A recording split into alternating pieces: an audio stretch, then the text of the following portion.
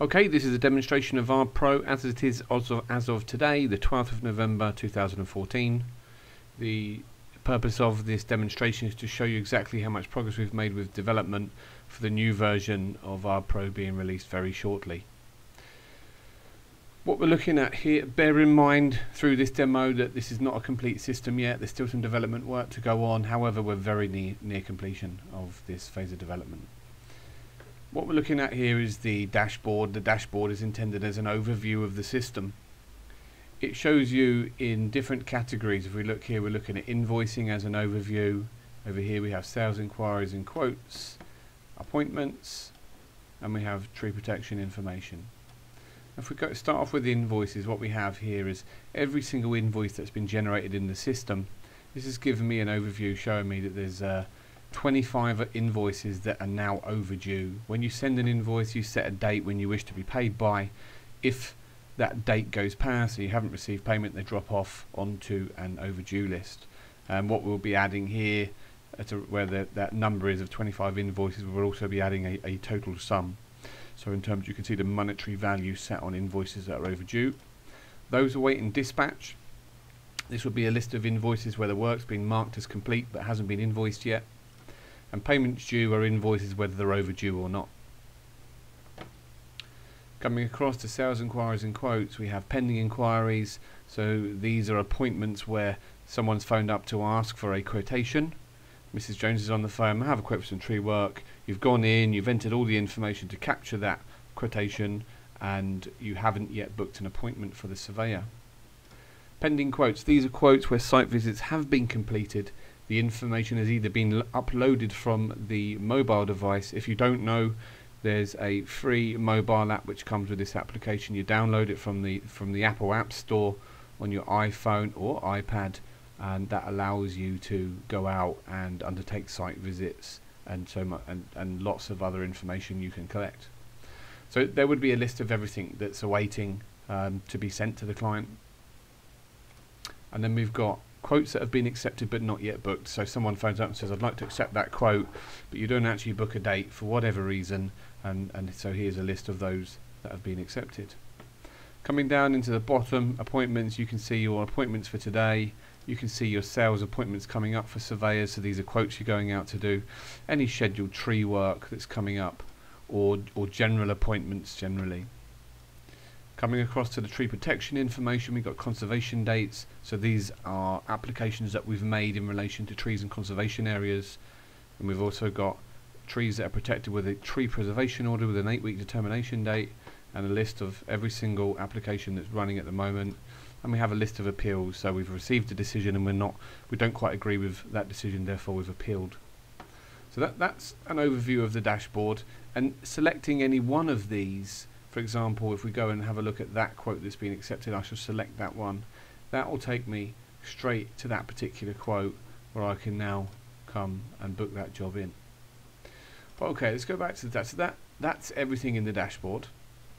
And as I have said previously, this is intended as an overview of the system, so you can see exactly where you're at in terms of appointments, money, work that's booked. It's a bird's eye view of everything that's going on.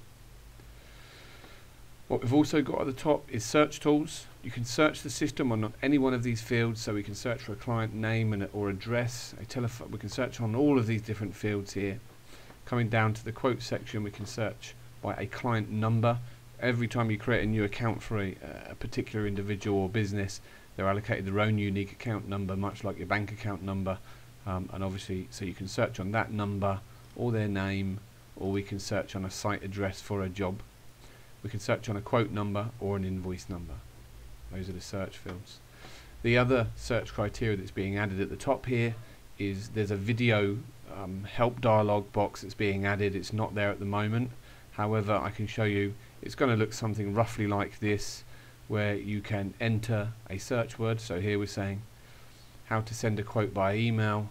You have a search command button, and the results will appear here with a link to watch a video.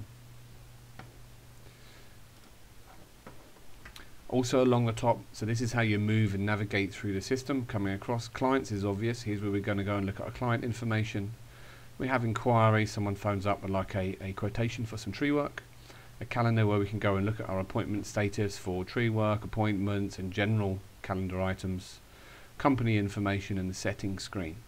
Now if we start off with the settings screen, in here what you can see is, what we'll do is we'll look at one and then we'll look at how it works, and it applies for everything all the way through then. So if we look at work description, here you can see that what we have is a description of work. So fell to ground level and stack all the risings.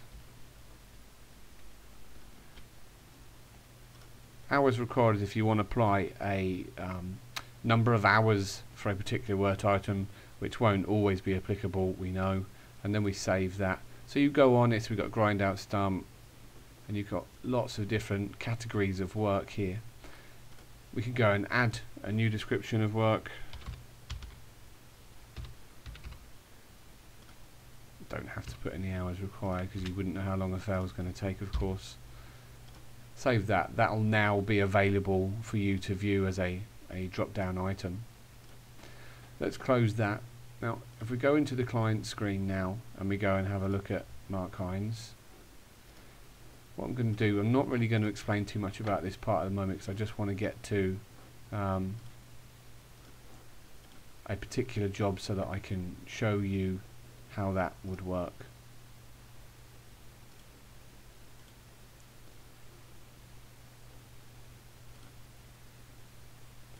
You can see here you have a tree work item, T2 a birch, we've got fell to ground level removal risings, and what we can actually do if I re-edit that is, actually let's just add another work item. So the way that it would work is you start to add your tree work. This is an oak.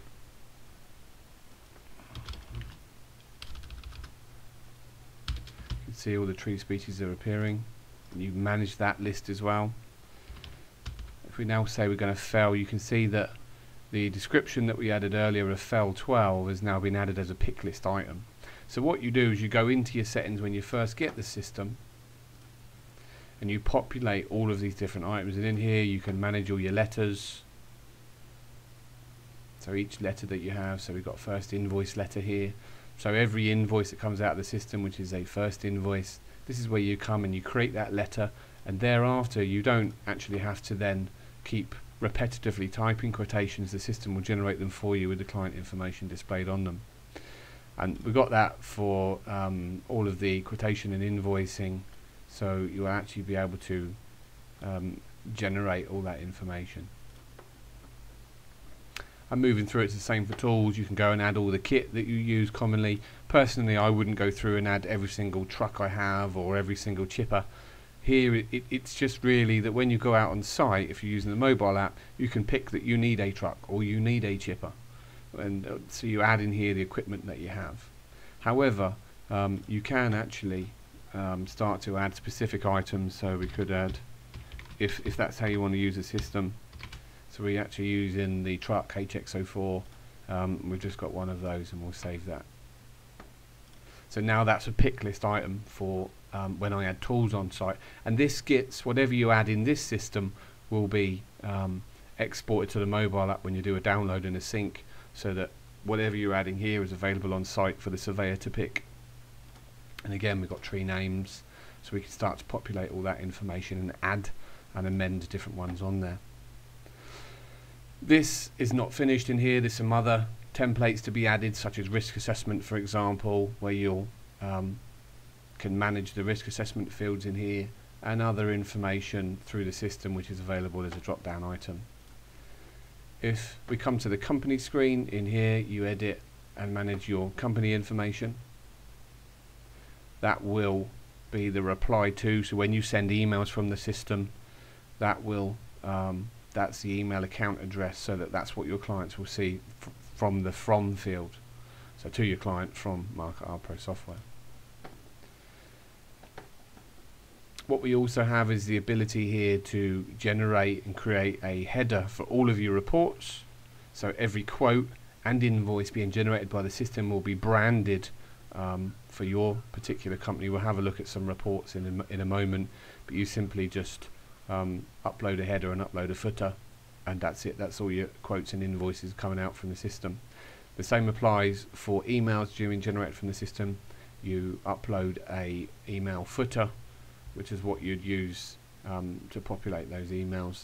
We've got accounts export, so from here is where we can link Arb Pro with your accounts package so that you can export data on as regular a basis as you require. And we've got data export where we haven't quite populated that information yet, but here's where you'll be able to take out a lot more different information from the system. Moving down to the document section, here you can see a list of emails that have been sent from the system and their status. We'll have a look at that in a moment. And letters will be coming soon, as it says there. That's not quite finished. It will show you every letter that's been generated from the system. We have a complaints tab where you can add and then manage the details of a complaint.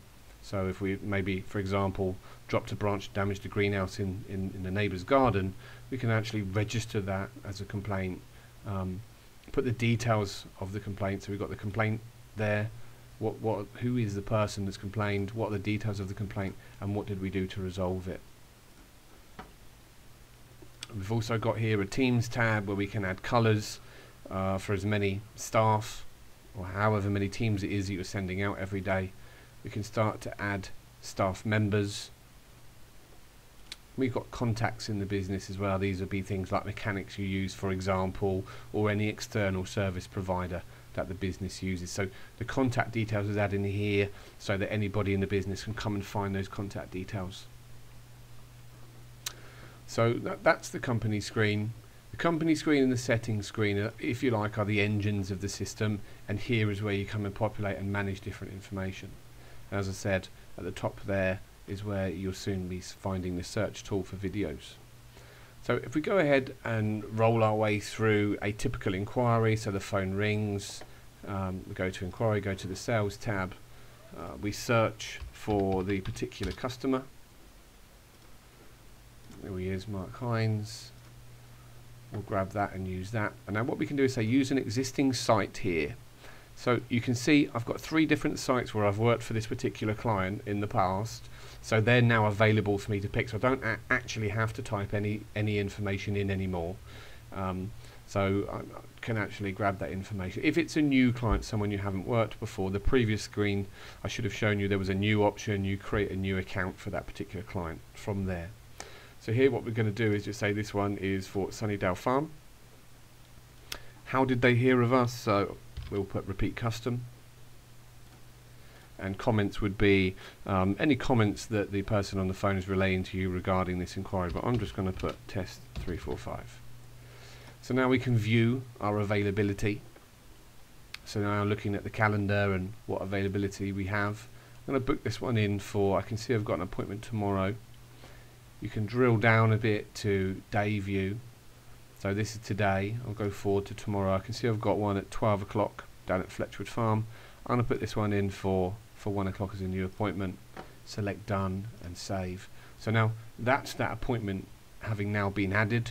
It's added the site information for me here. And now that appointment is available for the surveyor to download on their mobile device. So if the surveyor was in the office and he had his iPhone or his iPad, which I'll show you shortly after this video, then he could sync his device and that information would be available as an appointment for tomorrow. Excuse me. So if we go back and look at a previous quote that I know is already in the system here, we can see that, let's assume the surveyor's gone out, he's undertaken his site visit, and he's uploaded the information and it's now available for me in the device. So when the surveyor comes back to the office, he's not going to be typing any information, or none of the admin staff is. He's simply going to upload or sync his device using Wi-Fi in the office, and then all of the information that the surveyor's captured that day, whether it's 10, 20, 30 appointments or 2, will be uploaded and available. Now things in there are going to include pictures that he's captured. Here you can see a picture of a tree where it looks as though we're going to be reducing the height of this particular tree. The surveyor's taken a picture on site, and then what he's done in the presence of the client probably is he's annotated the photograph and shown the client. It's one of the tools in the mobile app where you can take a photograph and annotate it with the client, and he's showing that client exactly where the finished height is going to be. That takes away a lot of the ambiguity that's always existed when doing these types of works, or commonly does, not always, whereby you're pointing at a background feature in the sky or something, saying, you know, because it's hard for some people to visualize a finished height when you just say, I'm going to take 2 meters off. By using something like this, you're actually showing a specified height, and it's almost a specification agreement between you and the client that's visual, and the guys that go out and do the work can have this picture as well and can see exactly the finished height you've agreed. And along the bottom here, it looks as though we've going to be doing some crown lifting, and we're showing the finished height of the lift. We've also taken a second picture on site to show the birch tree, and that's been uploaded as well.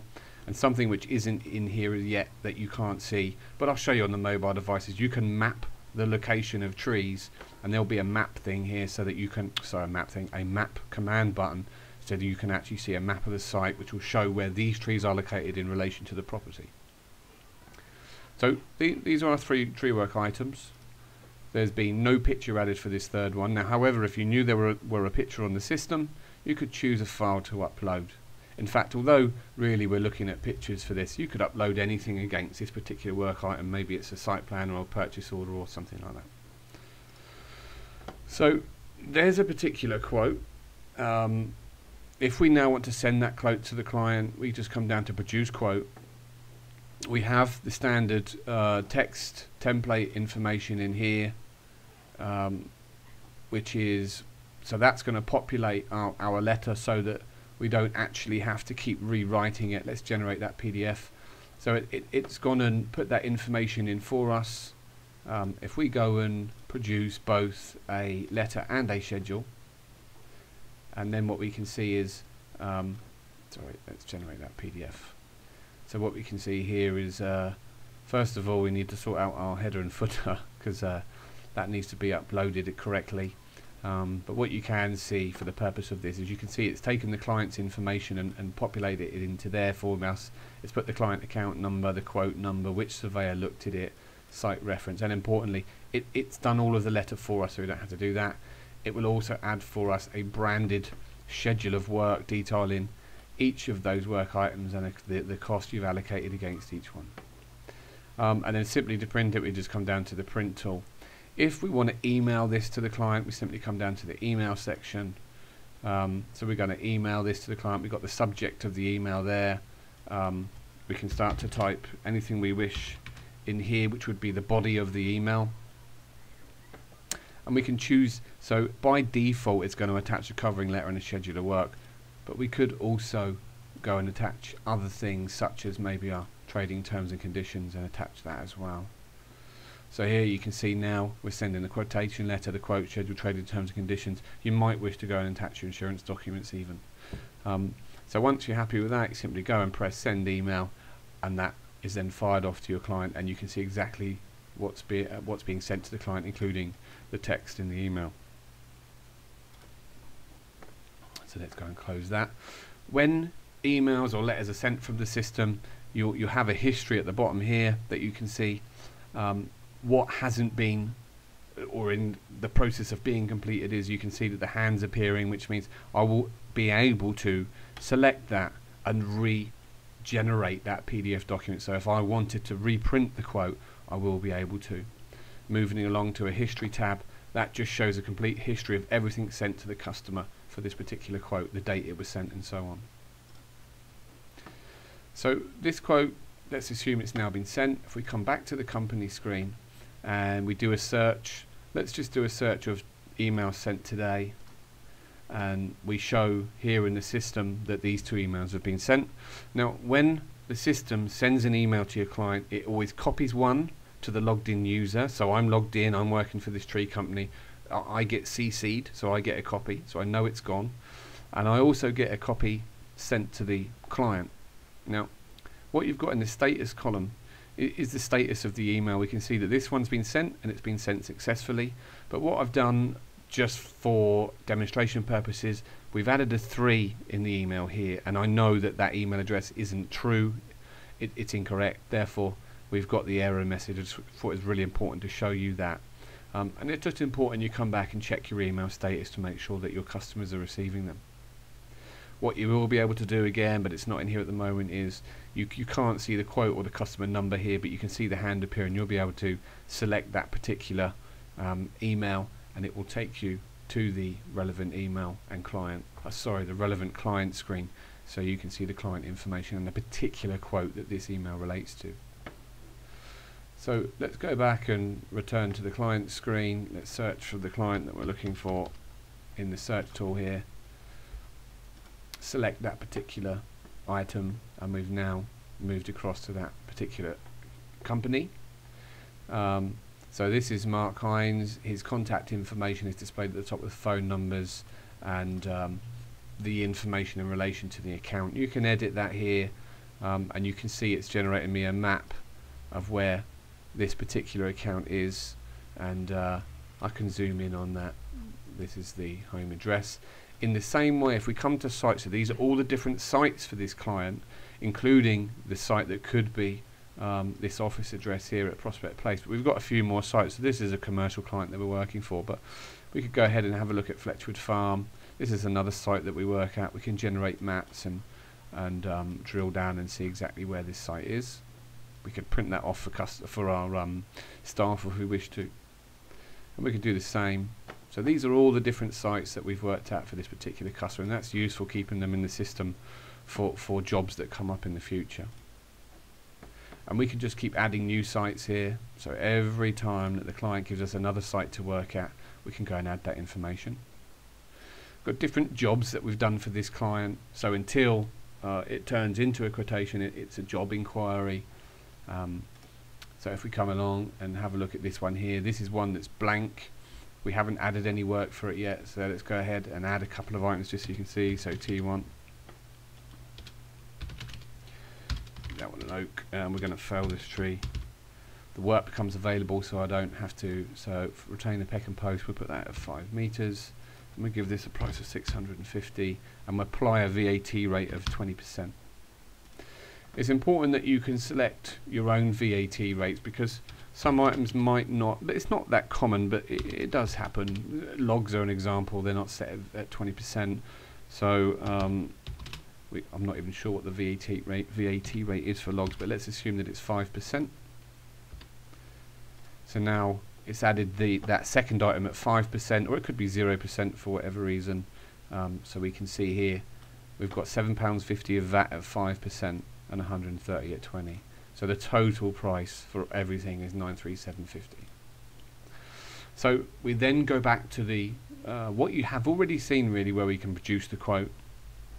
So let's just go ahead and do that, and I'm just going to step through this one quite quickly because we've done that. So that's that quote sent to the client. Now we've sent a letter on this occasion.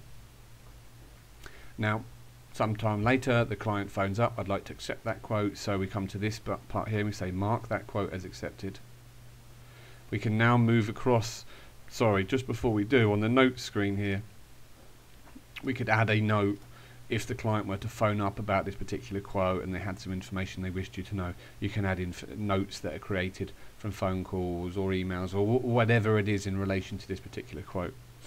But what we're going to do now is we're going to actually the job's been accepted, we're going to book this job in. So if at work booking stage there was other works to be added, we can come over here and add some more items of work. Or after booking the job, when the staff come back, if they, I don't know, let's say they felled an extra tree on site and that was agreed with the client, it was an extra £150. Here's now where we can say, okay, you did a bit extra than the original quote, let's go ahead and add that. Let's say that they felled a birch tree on the day as well, and they removed all horizons, and we charged an extra 200 for that at 20%. Okay, so that's now increased this actual price. Going back to where we were at, I just wanted to show you that part, how we could add extra items. So now we're ready to book this job, so we book work. It opens the calendar. And this screen isn't complete here. What it's going to show you here is all the different staff you have available. You could start to apply staff against this job now if you wish. If it were tomorrow, then that would be fine, I think. If this job's not going to be started until 2 weeks' time, you maybe won't want to apply staff at this stage. You never know who's going to be in, I guess, and what other work commitments you might have. But we'll just give it a team number. That really means that's my first team out on this particular day. We can see where we're working. We will see in here what tools have been added. So I could start. These will already be here from the mobile app because you've collected it at quote stage. But we're just going through this one here and nothing's been added yet. But you can see I can start to add new tools and see what's needed. I can see that there's one 28-inch chainsaw required. However, what we could say is let's put a truck in as well. Let's put that truck in. And you can see we start to apply all different types of tools. You can see your availability. Today's date is shown as a blue. Let's go and book this one in for the 21st and make that booking. What you won't see on this screen at the moment, but it is about to be added, it will now show the date when this work is booked for. It's not there at the moment, but it will be showing that very soon. And now we can go and produce some work packs. So these are the packs of information for staff. You'll also be able to email these packs of information to your staff. If you want to send work packs out digitally, you can. Just bear in mind that they can't actually complete these work packs digitally. You'd only be able to email them to them, and then they would need to print them off if you had a staff member working from a different location, for example. So at this stage, well, actually at the mobile stage, they would have actually completed a risk assessment as well. But given that we've not actually uploaded anything from the mobile device, we're going to create one on the desktop now because you also have the facilities to do that. But obviously you're going to be doing it at quote stage when you can see what those actual risks are. So staff involved, this would be the chaps actually going out to do the work. So we might do this the day before. Dates, they're auto-generated by when we populate fields and enter information. We've got the site information where the chaps are actually going to do the work. And then we've got emergency information. So let's go and edit that. So the first one is mobile phone signal. So let's just put 3 bars, for example. We've also got to add a field in there to show the actual mobile provider, like Orange or Vodafone or whatever it is. That's one field that's missing. Here we're saying there's a spare climbing kit available and there's a nominated person for aerial rescue. That's our aerial rescue plan. Then we're going to select who's actually responsible from our staff pick list for aerial rescue, and we're ticking there to say that they do have CS38. Next one we're going to do is site access. Now this would be if you're working in a remote location in a woodland to guide the emergency services in. So you might put something like through the 5-bar gate, up the field and so on, and into the woodland that way. The nearest hospital, that's going to come from your settings screen where you can keep adding hospitals. I'd suggest that it'd be quite simple for you just to add the hospital name and postcode. And grid reference, you actually capture that on the mobile device by lining up the crosshairs where you are on the map, press collect, and it will capture the grid reference location where you are using the mobile. So that information is already going to be in here, but it's obviously not because we're doing desktop here. So the emergency information, as you see, is now, as you can now see, has all been updated.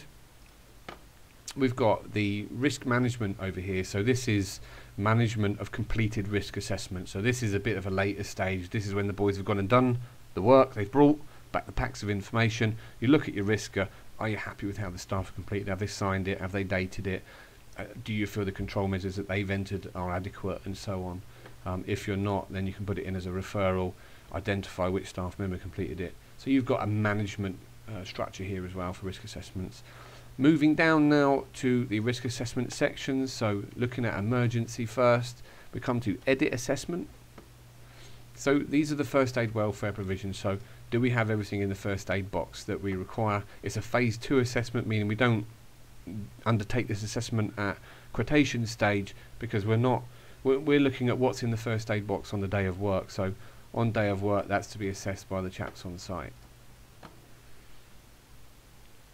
Now, sorry, just going back to it, the reference here and chapter, that is going to relate to our generic risk assessment. Now, in the settings tab, there will be a new setting being added so that you can enter that information. So you'll go in here and you'll enter all your different generic risk assessments and the chapter that that risk item relates to.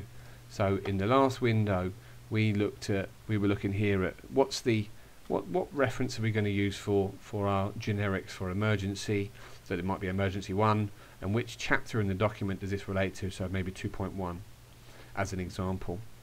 So come across to our environmental assessment. We edit the assessment. Is there a water course? You can see here that's a phase 1 assessment. So we're doing this at inquiry stage, not phase 2 at work stage. There's our chapter reference in the generic risker. So we're going to have here the generic risk assessment document name and which particular chapter. So this is all going to be in chapter 3, and then we've got in our environmental assessment at 3.1 is where our control measures are for when we're working over water. So control required, let's say yes, let's say we're working over a water course. The control measures for risk assessment for working over water will be set out in your generic. So the comments here isn't intended for you to stand there on site and have to write all your control measures. They're already detailed in your generic. So by ticking yes and referencing that chapter, I think that's as much as you need to do. And then your staff will assess it on the day as a tick box exercise. Protected species are there any birds, bats, or any wildlife that you need to consider control required? Yes, we've got our risk assessment chapter, and we can add any specific comments. And again, the staff do their own one on the day as a tick box paper exercise. Noise and dust, that's always going to be yes, I would have thought, and the staff do one on the day, and we'll save that. Machinery, again, we've got all our different reference chapters for the generics. So if we're using a brushwood chipper, control required, yes, and we work our way down the list. So we've done a risk assessment for work items. We've also got operations, so edit the assessment, which is branch removal, tree climbing, and all the different items that are in there, very similar to the AA assessment, and in fact there's a bit more in there, I think. We've also got site considerations. Let's edit that assessment. Again, it's a yes, no, controls required, and then you've got your comments section, and then we've got a working at height assessment. Let's edit that assessment. Do we need controls for these particular items? We come down to a decision, and then the last one that we have at the bottom here is we have the facility to add a new risk. So for example, maybe we don't have a specific generic risker for tackling barbed wire in a tree at chest height, so we might put in here barbed wire noted at chest height, and then whatever the control measures are to minimize the risk of kickback and other risks associated with working or felling a tree with barbed wire at chest height. Save that. So now that's been added as a new risk item. And you can just keep going and going and going and going for anything that you find on site, any particular risk requiring control measures which isn't detailed here. So let's return to the work management screen. You can see there's an error there. That's got to come out of the system. We'll go back this way. As you can see, these are some of the things which need to be sorted in the system, what we're working on at the moment. So we find Mark Hines, move on to him, we'll go on to the different jobs we have, and then we'll move on to that particular job there, which is the one we've been working on, the risk assessment that we've been working on, and come back to that client. We know that if I go back how you should be able to go back, which is straight to the client, it's going to crash. So we'll just go about it this way. Come back to that particular job. There are the work items that's been, remember we added T3 as an extra one. We've booked that work in. We're going to go ahead and generate a PDF. So it's going to generate for me a risk assessment to give the staff. Again, everything's not in here at the moment, but it will give me this site-specific risk assessment. It's going to give me a schedule of work, but it won't detail prices against the work items. It will just say those particular 3 items, T1 to T3, and what it is the boys need to do. It's also going to have with it a work order, which specifies the tools they should be taking, how long's on the job, what staff are going, who's doing what in terms of aerial rescue and so on. That's the work. So there'll be 3 pieces of paper which relate to risk assessment, schedule of work, and the work order. They come back, you mark the job as completed and move to the invoice stage. Unfortunately, the invoice section isn't yet hooked up. That's something that's being done. I hope to have that done by the end of this week, so that'll be Friday the 14th, or the very early part of next week. And so I'll make another video in a couple of weeks to show you where we're at then, and I'm rather hoping in that period of time we'll be able to be close to releasing something. So history is everything that's been sent. Something that I didn't show you at the top there was tree protection. Here's where you'll come in. So you'll complete a paper copy one app, and here's where you can now capture that. So TPO exists, we'll say these trees are protected. The order type, so let's say it's a tree preservation order, not a conservation area.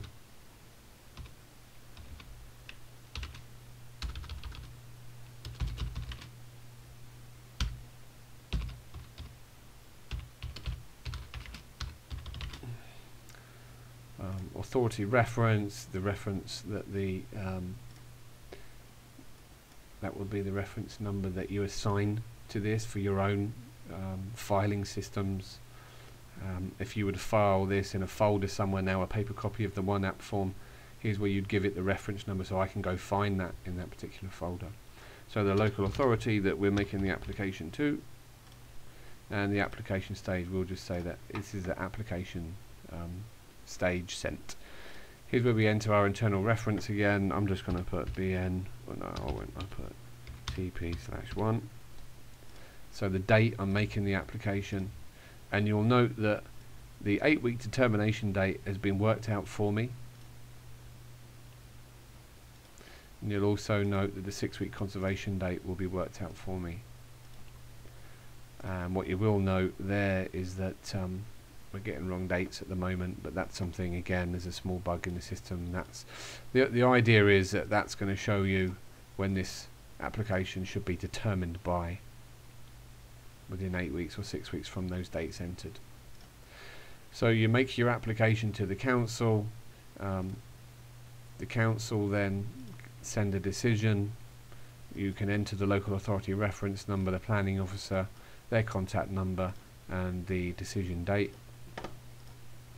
Application has been, you've been given, they've accepted that application, been given consent, and then you've also got your appeal information if you want to appeal their decision, and we've got some notes where we can add. Let's just go ahead and close that. So that's pretty much most of the information on the client screen, all the way through with work, risk assessment, tree protection, history, and so on. If we go and take a look at the calendar that's in here, what you can see in the calendar is you've got different types of events. So we've got quotes that are coming up. You can see the calendars being filtered, tree work that's booked in. We can also see all the generic events. So in here I can see that Mark Hines has got some holiday booked. We've got a Lola inspection, bucket truck due for Lola, and tax expires on a vehicle, and an MOT, chipper booked for bearing change. But let's just go ahead and have a look at all of our appointments. So these ones here are quotations coming up, jobs we've looked at in the past, and jobs that we need to look at. So the calendar is a very useful tool for seeing as an overview everything that's going on and everybody's availability. And to create a generic event, for example, you simply select a date. Here we selected the 25th. Let's say it's a one-day event. You just give it a generic name. Let's just say that it's leave. We could actually say it's a bank holiday. Oh, no, let's put it in as a staff holiday event, and we could actually pick a staff member, and we can add comments as well and save that. So you can see there it's actually, but I would probably put holiday leave Mark. Save that, and there now it's showing me straight away who's on leave and what the event is. So that's the calendar. We've got the company screen as you've seen, and the settings screen where you come in and update all the different drop down lists. We have in our next release, we won't be adding it to this particular release is the marketing section, but that's to come from the client screen. As soon as the first release is out, we'll be then amending that so that we can then actually start to add the marketing information. You can see that command button there, it's in the current system, but we just want to get this particular model out and in use, so the marketing will follow behind it very, very shortly. And the marketing will work in the sense that for every particular work item, you apply against it work categories. So the work here could be hedge cutting, it could be crown reduction work, we could be fruit tree pruning, stump grinding, a whole manner of different work activities which builds up a history for a client. And then that's at granular level, so an individual client, and then coming out, zooming out if you like, to look at the whole database. If you've got 1,000 clients in here and you've segmented them all up like that, then it's very easy to query the system and say, do you know what, let's do a marketing campaign for every single person that we've done hedges for in the past, in the same way that you can do the same marketing campaign for everybody that you've given a quote to for hedge cutting but didn't accept it. For example, what we've also got here coming up is return time management. So a job is completed, and as soon as that job is completed, you'll enter a date when you should return by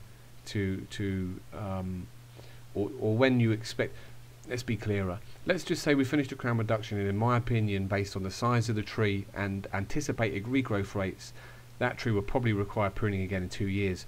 I don't want to drive past in 2 years and see another tree company up that tree simply because my client forgot who did the work.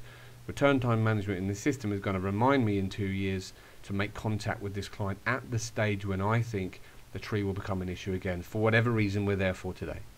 So there's two distinctly different but very useful types of marketing. One is to just start your own marketing campaigns based on work categories, and the other is return time management based on particular work types when you anticipate that works will be required again. Now, adding clients is simple. We can just simply come down here and say, let's add a new client.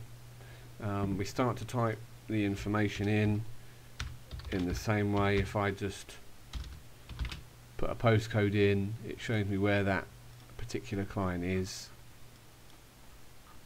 I can zoom down and add the information. So there's two ways of adding a client. One is directly on the client screen, now, which is what we're doing right now. Now, the alternate account number that I'm being asked for now is your accounts number in Sage or whatever account package system it is that you are using. So if we just go and give this a number of Sage A1/956, so that's just a made up number, but that could be my unique number in Sage that relates to David Banner. So David Banner has an account in Sage, and this is his unique ID in Sage. By entering that number into Arb Pro, you've now in effect stitched those two different accounts together, so that when we export information from the system in relation to invoicing, so invoices generated and invoices paid, then the two pieces of information, it will just export that out into a spreadsheet, and you can import it directly into Sage. It will know where to put it because you've used that unique account number. So house name and number, we'll just give this one we'll leave it there at that actually. So there's the new account. We can start to add different contacts. If I come back to this one where there are a few more, you can see these are different contacts that we deal with at this company. So we deal with Mark Hines and Julian Hutchinson, and we put their email addresses because we can choose who to communicate with when we send a quote or invoice by having those particular contacts here. And you can see we can add people that are alternative invoices. So your client says, give me a quote for this job, but when you invoice, you need to invoice a different address. So you have the facility in here to actually create alternative invoice individuals and addresses. You simply just come down to add new, and you can start to add as many contacts. So this list, you could have 20 contacts that you deal with in this business, for example. That's all the different sites that you work at for this company, the different jobs you have running or completed, and any appointments that are existing or gone for this particular client. Well, that is pretty much a comprehensive tour of the system as it is right now. There's still functionality waiting to be added, and I rather hope that this system's going to be available in the next few weeks for users to start using. Okay, thanks for watching.